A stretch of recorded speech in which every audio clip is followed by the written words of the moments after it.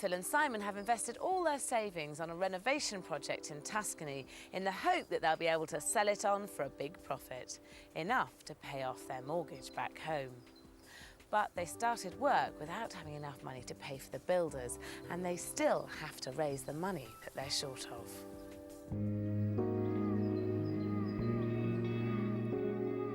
It's January and 5 months since the start of the build. The exteriors are now finished, but so is Phil and Simon's cash. Having spent 6 weeks in the UK deciding how to raise an extra £30,000, they're back in Tuscany and discovering the unsupervised build hasn't gone to plan. The skylight's in the wrong place, and that was the one thing we kept going on and on about to Mauro, the geometer. Make sure the skylight is in this side, so we've got a fantastic view of the Apennines. We've got a great view of the church, but it's the wrong way around, so... For a start, it's too high. We wanted it so you lower down so you could actually like look out of it. But at the moment, you have to stand on a crate to look out of it.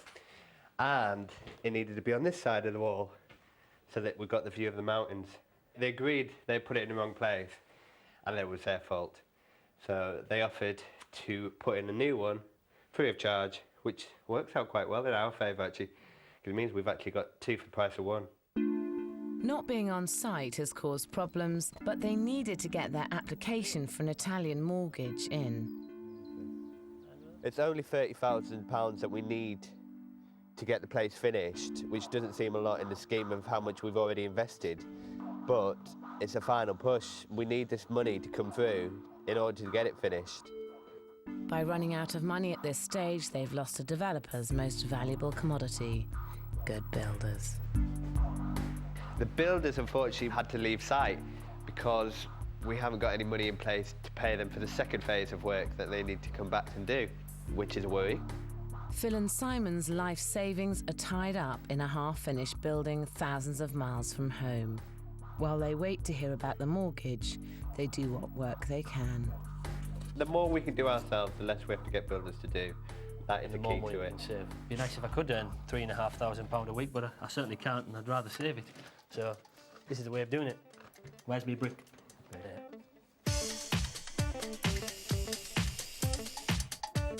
When the money finally comes through, we can get the builders in and get it finished quickly. We'll get there in the end, hopefully. This is the last wall now. So we get this finished, and then that's all done.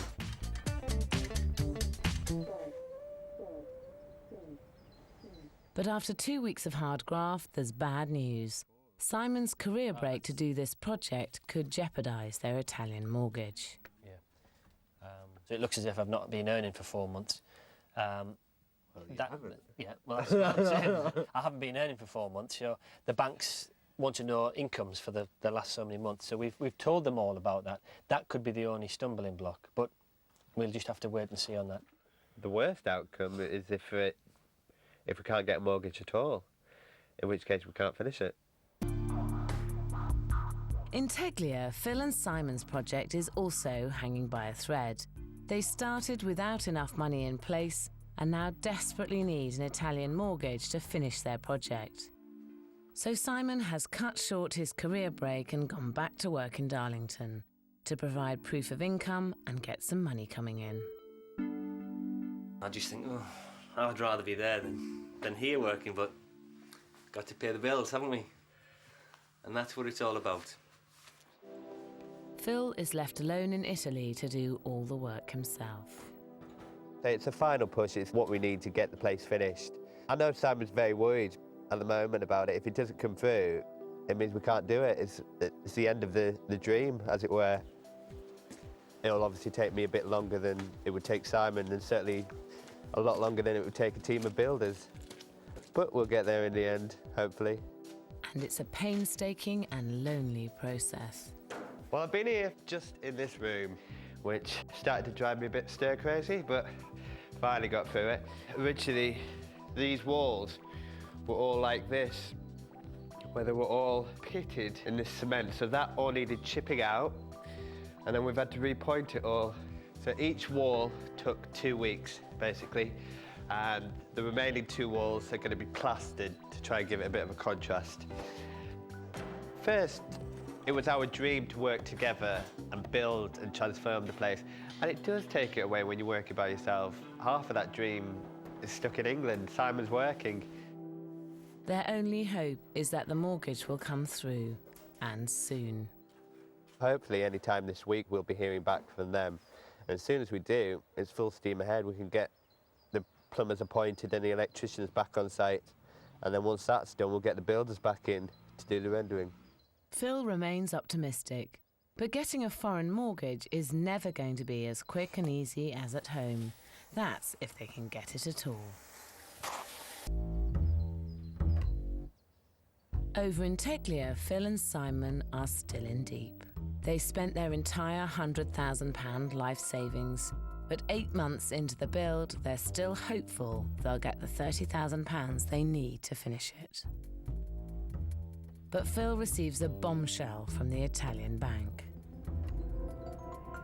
Unfortunate news that the mortgage hasn't come through. I've only been back for 2 months. Certain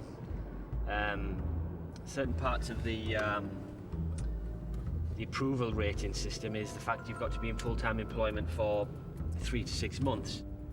It's worrying. I try to put it to the back of my mind and think it should be okay, but if it doesn't go ahead, then it's our money, a lot of money tied up over there that we could use elsewhere, basically. Short-term, what is it? Short-term pain, long-term gain? I think that's what they say somewhere.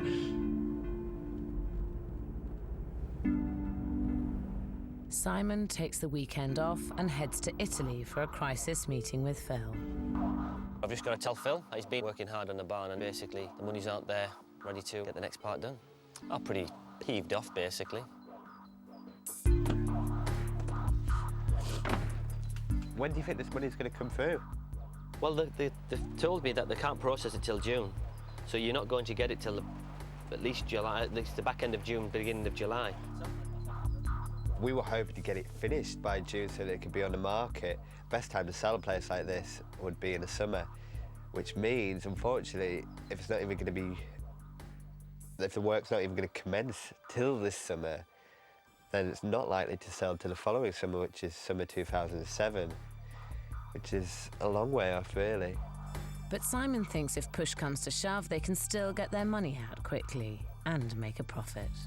No, I was just thinking on the way over, on the flight, whether to, try and get a price from the estate agents as it is. What, just not finish it?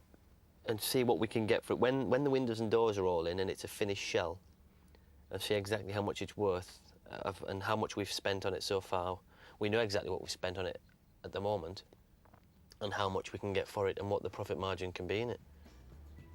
Put it on the market straight away. Phil and Simon face a crucial decision. Do they sell their project unfinished and get their money out, or hang in there for the huge profits they set out to make? All the money's going to be tied up in this place. We can't do anything else. I know. This is what we've got to decide what we want to do and when you want to take the money out of this place.